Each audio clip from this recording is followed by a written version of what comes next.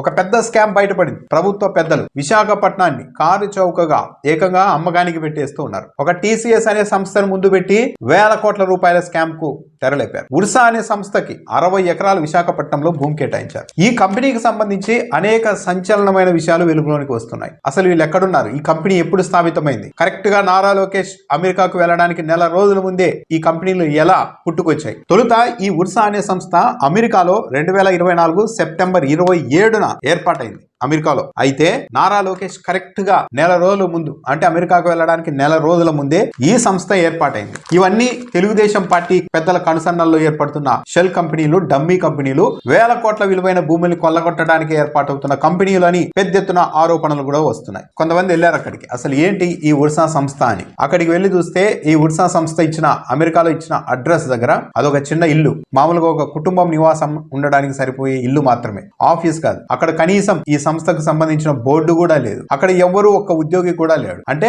కేవలం ఒక అడ్రస్ ను చూపించి తొలుత అమెరికాలో ఏర్పాటు చేసి ఇది ఒక పెద్ద అమెరికా సంస్థ అని చూపెట్టి ఆ తర్వాత విశాఖపట్నంలో భూములు కొట్టేయడానికి చాలా దీర్ఘకాలికంగానే ప్రణాళిక వేసుకొని ముందుకు వెళ్లారు అన్న ఆరోపణలు కూడా వస్తూ ఉన్నాయి. ఉర్సా క్లస్టర్ కంపెనీకి ఒక ఫోన్ నెంబర్ గానీ, ఒక వెబ్సైట్ గానీ ఏమీ లేదు. దీనికి ఒక వెబ్సైట్ లేదు, ఈ కంపెనీకి సంబంధించి మెయిల్ ఐడి లేదు, ఏమీ లేదు.